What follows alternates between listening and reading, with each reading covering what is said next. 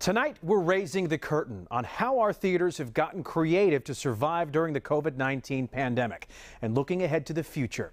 Thanks for joining us. I'm Jason Martinez, and let's start with Center City's Theater District. Here's our Jeff Cole. Remember this? Just got our tickets to Hamilton, baby. But I'm glad I got here when I did. People desperate to score Hamilton tickets back in 2019 before the coronavirus robbed us of so many of life's necessities and pleasures. Now, the posters are gone from in front of the theaters, replaced by signs promising the curtain will rise again. And the people who work in those now shuttered playhouses are hurting. A recent bookings report estimates the fine and performing arts industries lost 1.5 million jobs and more than $42 billion in sales between April and July. The same report also providing a state-by-state breakdown. Found in that 3-month period, Pennsylvania, Delaware, and New Jersey saw more than 170,000 arts jobs vanish. We had to shut down. And no one knows it better than Ann Ewers, president and CEO of the Kimmel Center, and Paige Price. PTC is in its 46th year. The producing artistic director of the Philadelphia Theater Company. Oh, we were so innocent back then. You know, we had just closed our second production of the year, and we're getting ready to rehearse the Wolves, which was coming up next. We had record turnout with audiences. We had great shows, wonderful reviews. It was actually leading to one of our best years ever. Everything shut down. We are a 93% earned model. And so think about that. Every earned revenue line was immediately gone. Both had to get creative to keep their organizations afloat. The Kimmel Center, with all of its stages bare, had to cancel more than 1,000 performances. That's almost 1 million tickets, and make deep cuts. It still wasn't enough. So we thought we need to do a COVID relief campaign and raise $10 million.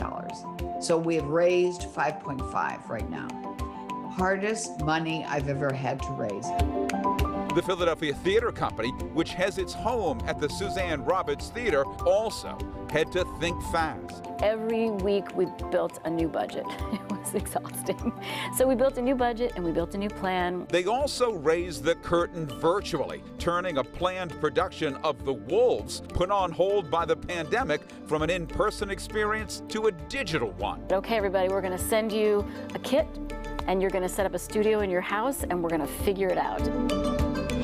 But that was a luxury the Kimmel Center, home to Broadway touring productions, as well as its resident companies, or ResCos for short, including the Philadelphia Orchestra and Philadanco, didn't completely have. We present. We don't own content. So we created Save Our Stages and did a lot of digital work from that, sharing what our ResCos were doing, working with other performing arts centers, to create a collaborative piece. And now the stage is set to transition from virtual performances to raising the curtain on a real stage. But that might take some convincing for audience members, something Paige Price isn't a stranger to. In the wake of the September 11th attacks, she was part of a team that went on tour tasked with showing the nation Broadway was back open and safe for audiences. It was a soul-searching moment about what it meant to be an artist in that time. So I see this time as similar in that way, when the wound, and this one is so much greater because it affects the globe, right? This time, a key component of getting back to live, in-person performances is COVID-19 vaccine distribution. I know from research that I've been following that 95% of arts patrons say they're going to get vaccinated. It's going to be safer to be in the theater than it is in the grocery store. Now, after more than a year of struggle, hope is not just on the horizon, it's knocking at their stage doors, and one of the shows might sound familiar. Opening with Hamilton. Does it get any better than that? Jeff Cole, Fox 29 News. And theater doesn't just thrive in the city, it also flourishes in the suburbs. Dawn Timoney takes us to the Bucks County Playhouse. Nestled along the banks of the Delaware in the middle of idyllic New Hope sits the Bucks County Playhouse, enchanting audiences since 1939. Its location and rich history have helped the theater attract famous names and the general public alike, including local girl turned princess Grace Kelly, who once worked at the Playhouse as an apprentice. And the Bucks County Playhouse was still going strong at the start of 2020. Just ask its producing director, Alexander Frazier. We were in the midst of the biggest show that we'd ever done, and our dress rehearsal was on Friday, March 13th, and that was it. And we thought, oh, we'll be back in 2 weeks. The coronavirus pandemic bringing everything to a grinding halt. It was evident to Robin Goodman, the Playhouse's executive producer, that difficult calls would have to be made. It was very painful. It was making the decision of exactly when to shut the show down, because there were some parts of the company that wanted to do one public performance. Who could blame them? But they did shut down, and the producing team put their heads together. At first, it felt like you were being kicked in the stomach, and there was a lot of depression, and then, you know, Alex and Josh and I said we have to pick ourselves up and figure out how we survive this. And they did. We were able to raise $1.65 million from our community for our Playhouse Pandemic campaign, which allowed us to keep our staff intact. Another boon to the Bucks County Playhouse, again its location, with less strict guidelines in the suburbs than in Philadelphia. It's been able to offer in-person comedy shows and concerts. Obviously, no intermission, no food and drink allowed. It also had to look at ventilation inside the theater. We have above hospital-grade filtration system in our theater, and we have a different system in the audience, a different system on stage, backstage.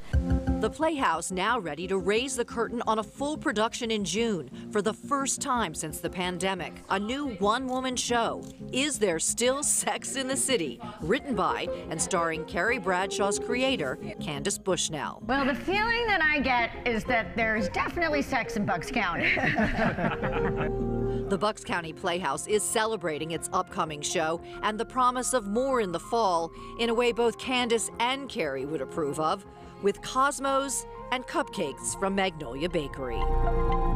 Dawn Timoney, Fox 29 News. And coming up, we'll hear from an Oscar nominee who has found an artistic home at the Bucks County Playhouse. And also still ahead, making sure theater is inclusive and accessible to all. We'll introduce you to a woman who has made it one of her life's missions.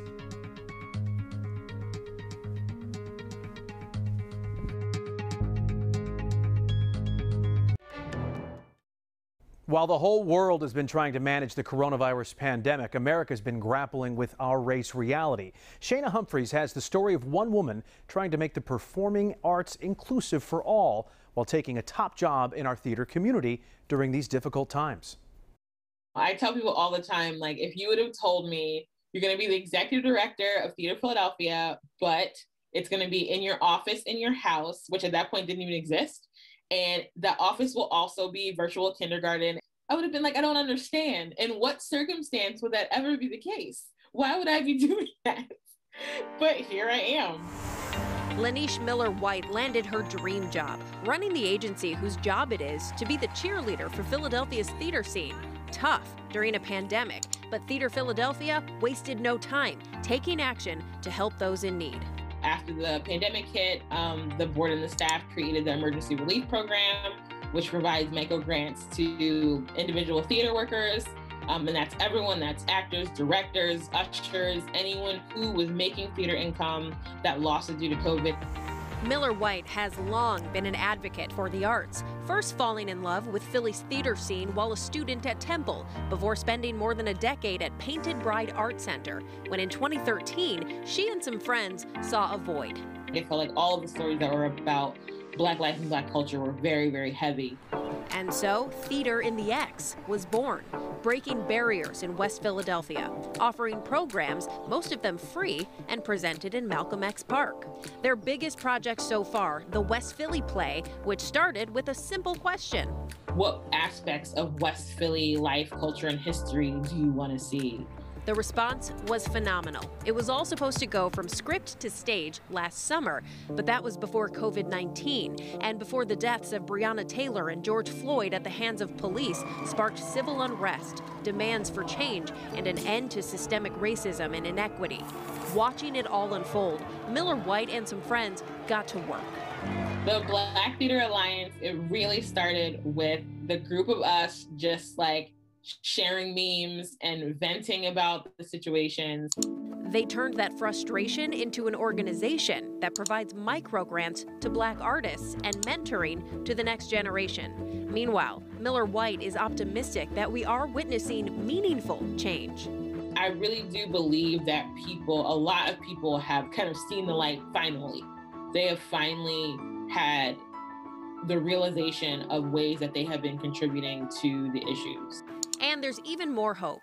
Theater in the X is looking forward to premiering the West Philly play, incorporating last year's civil unrest into its narrative, moving into a permanent space in West Philly, and being back in Malcolm X Park this summer, while Theater Philadelphia is ready for the curtain to rise on a new season. Shayna Humphreys, Fox 29 News. Still to come, you first fell in love with her on the silver screen, but did you know she has a love for our area? We're sitting down with Oscar-nominated actress Marsha Mason. They're a Broadway power couple who've chosen to make Philadelphia home, and they've managed to still keep their creative juices flowing despite the pandemic. Alex George introduces us to them.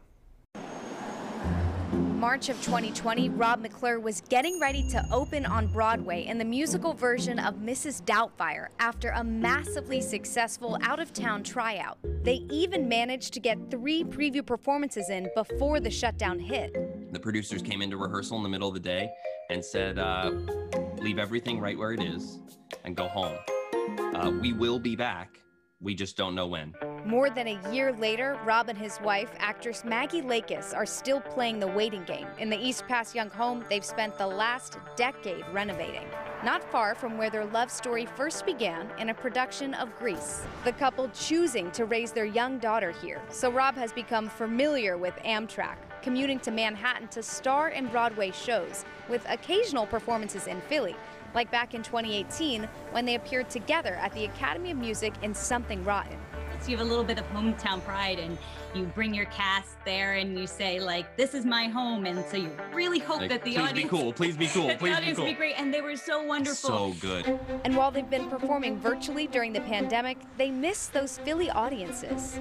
Soon enough, they'll be back in front of audiences. Rob will be performing his cabaret show with Maggie outside at the Delaware Theater Company in Wilmington, while he waits for Mrs. Doubtfire to reopen. And as for that commute... I always tease my friends who live in, Brooklyn or in the Heights or in West Orange or Maplewood. I always say, okay, you text me when you get home, and I'll text you when I get home, and then we'll compare rents. and square footage, yeah. And square footage, exactly. Alex George, Fox 29 News. And Rob and Maggie aren't the only performers who can't get enough of our area. Chris O'Connell spoke with Oscar-nominated actress Marsha Mason about her love for Philly and Bucks County. Pennsylvania's really lucky because you have fabulous theaters. Academy Award-nominated actress Marsha Mason should know, first falling in love with our area in the 1960s while playing at the Forest Theater. It was a great learning experience for me, and I learned a lot being on the road. And I think the road is a good place where you can learn, and I love regional theater. That passion has remained constant through a storied career on stage and screen in movies like Cinderella Liberty, which earned Mason her first Oscar nod, followed quickly by 3 more nominations for her star turns in movies written by her then-husband, Neil Simon, The Goodbye Girl. I have really, wonderful memories, and working with Dreyfuss, Richard Dreyfuss was just, we had a chemistry that was just fantastic. Chapter 2, And Only When I Laugh, which brings us back to her connection to the Delaware Valley and the Bucks County Playhouse. My ex-husband, Neil Simon, always felt very fond of Bucks County because his plays started there. So I have a very fond feeling for Bucks County. And Mason has found an artistic home at the Playhouse, while also appearing in hit shows like Netflix Grace and Frankie until the pandemic disrupted filming. But that hasn't slowed her down, acting in, directing virtual plays and online benefits. But Marsha Mason knows she's lucky to be working. It's been tough, and it only because on the commercial side, it's been very, very difficult for the costumers, the wig makers, all the staff. However, there is lots of optimism. I know that Broadway's going to open probably in the fall, and I think that the other theaters are going to will be open shortly after that. And like her fellow artist, Mason is looking forward to that day when theaters reopen. Chris O'Connell, Fox 29 News. And Marsha Mason isn't just busy acting and directing, she's also teaching the next generation via Zoom. And speaking of the next generation, it all started in Delco. Yep. The one and only. Yeah, meet a Penn State senior with stars in his eyes and the talent to make his mark as an actor. So what about the next generation of performers and artists? Dawn Timoney sat down with one local rising star about to graduate.